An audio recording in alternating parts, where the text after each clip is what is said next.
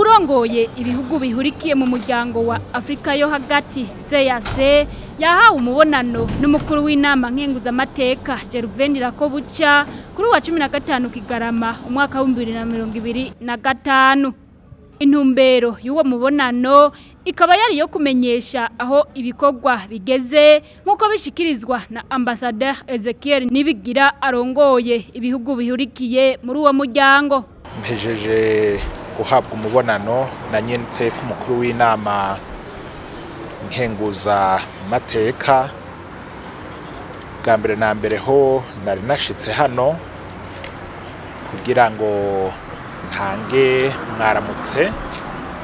Murabizi ko haheze amezi 3 ntewe iteka abakuru b'ibihugu b'akarere ka Afrika yo hagati banteye iteka bakanzeza kurongora kano karere.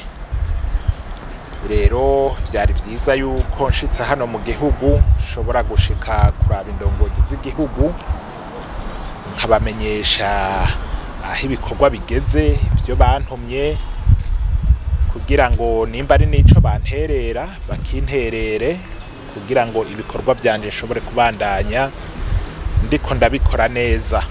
Mu by'ukuri twakiriwe neza, tukaba dushimiye inzego z'igihugu zose uburyo ziriko ziratwakira kandi zakira neza ivyo dushoboye kubashikiriza.